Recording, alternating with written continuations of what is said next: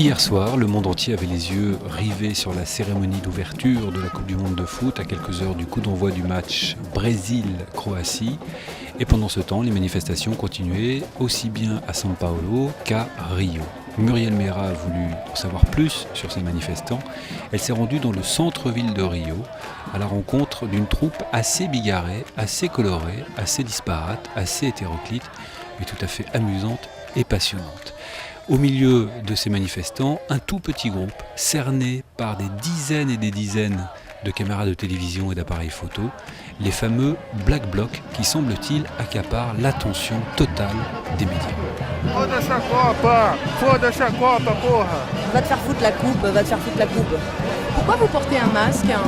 A máscara é porque não podemos ser identificados no ato. C'est pour pas être reconnu, parce que je pense qu'il va y avoir de la répression policière. Et je parlais avec un ami qui est des favelas, et il sait qu'il y a des policiers qui sont là, et ça peut être compliqué pour nous, donc c'est mieux qu'on ait des masques. A calça da mulher só vai ver a calcinha dela. Vous aussi, vous êtes d'une favela? Sim, sim.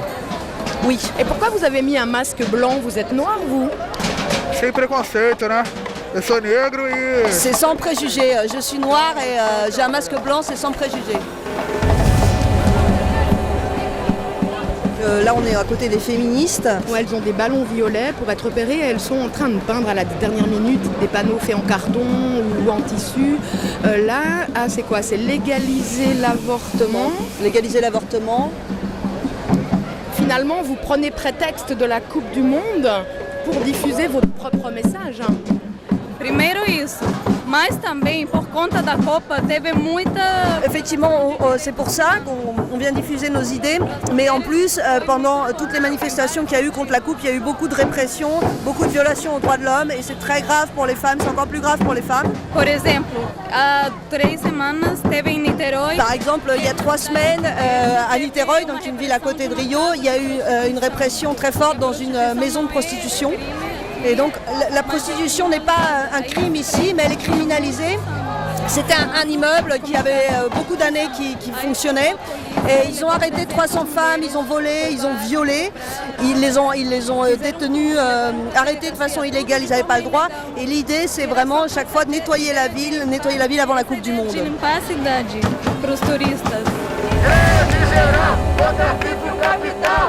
Greve geral contra FIFA Capital! Ça vous fait quoi de voir que sur la place, là, en gros, il n'y a que des militants et que les gens, ils sont dans la rue, au travail, mais qui ne sont pas du tout avec vous Houve processo da mídia brasileira depois da morte de jornalista. Dans les médias traditionnels, après la mort d'un journaliste, ils ont criminalisé les manifestations, donc la plupart des gens sont partis des manifestations. Hier, il y a 5 activistes, 5 militants qui ont été arrêtés par la police à la maison, alors qu'ils n'avaient rien fait. Et là, ils sont toujours arrêtés ou on les a relâchés? Já foram liberados, mas foram apreendidos todos os computadores, telefones. Non, ils ont été relâchés, mais ils ont gardé tout leur matériel, leur ordinateur, leur matériel de gravation. Et c'est pour faire peur aux gens. Et c'est pour ça qu'il y a très peu de gens aujourd'hui dans les manifestations. Tout le monde a peur d'aller manifester aujourd'hui.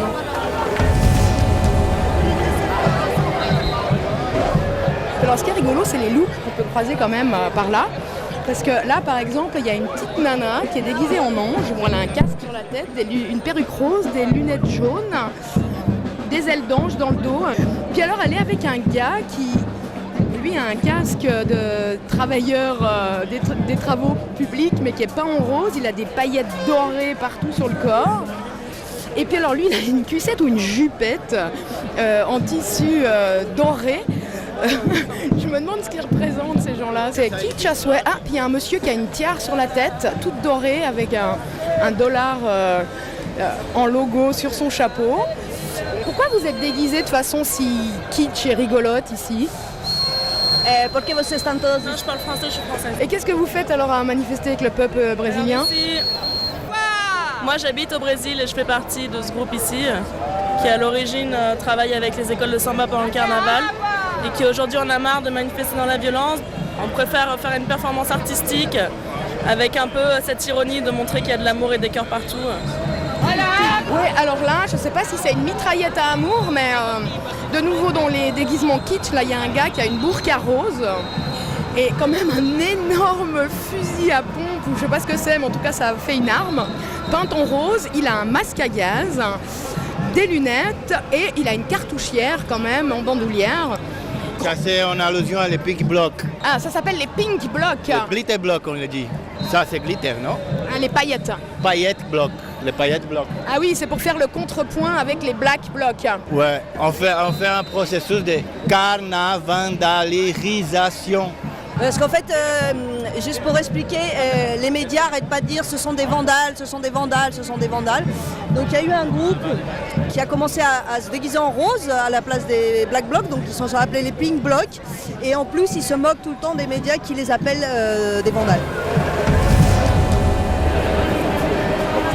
Ah, il y a quand même des journalistes prévoyants, hein, parce que là, il y a un photographe devant nous. Waouh, il a un masque contre les gaz au poignet et puis il a un casque. Vous avez vraiment peur pour votre intégrité physique là dans la manif? Sim, desde junho de 2013 a empresa obriga a usar. Depuis 2013, on est obligé d'utiliser cet équipement de sécurité. Ah, c'est pas que vous avez peur, c'est par exemple les règles de votre média? Sim, para minha segurança também, eu tenho consciência. Là, il se trouve que c'est la Folia qui me donne tout cet équipement, mais de toute façon, j'aurais pris le mien sinon pour venir aux manifestations, si j'avais pas celui-là. Et vous vous êtes jamais fait taper? Já chegou a confundir com manifestantes já. Si, c'est déjà arrivé en juin dernier. La police m'a confondu avec des manifestants, donc j'ai reçu des coups. Pourquoi vous vous déguisez en Batman? O Batman é um símbolo de justiça, de luta contra a corrupção. O Batman Donc Batman, c'est le symbole de la justice et de la lutte contre la corruption. Il vit dans une ville violente et corrompue, et c'est exactement le cas de Rio de Janeiro. Donc c'est pour ça que j'ai pris ce symbole-là. Et puis alors vous avez une banderole, et qu'est-ce que c'est écrit, Anne, sur la banderole de Batman? Et ils disent on voudrait être champion en santé, éducation et sécurité, et pas juste dans le football. Mais donc vous avez quand même marqué, et pas seulement champion en foot, ça veut dire que vous auriez quand même envie que le Brésil gagne la coupe? Não desejo que o Brasil ganhe essa Copa do Mundo, porque a vitória dessa Copa do Mundo faria com que as pessoas esquecessem. Non, je veux pas que le Brésil gagne, parce que sinon je veux pas qu'ils oublient, que les gens oublient tout ce qui s'est passé ici à cause de cette coupe. Vous aimez le foot? Claro, gosto muito. Oui, bien sûr, j'adore. Et là, du coup, vous allez réussir à boycotter vraiment et à pas regarder un match, à pas écouter les résultats? Totalmente. A seleção brasileira. Complètement, je vais vraiment pas regarder. La sélection brésilienne, c'est pas la nation brésilienne. Moi, l'or, je le veux pour la nation brésilienne. Bon, on va aller en face vers la police. Alors donc lui c'est le commandant, il a l'air très très sérieux, il a un gros fusil mais il ne veut pas répondre. Ah, donc il n'a rien à déclarer, et aucun policier n'a rien à déclarer. Pour poder dar entrevista, tem que procurar assessoria de imprensa da PEMERG, tá ok? Ils n'ont pas l'autorisation de parler, en fait, il faut aller voir les conseillers de communication de la police militaire pour qu'ils répondent. D'accord, bon, on va les laisser. Et là, le cortège s'ébranle. Effectivement, ils ne sont pas très nombreux. Hein. Je pense qu'on arrive peut-être à 1000 personnes, mais vraiment maximum. Là.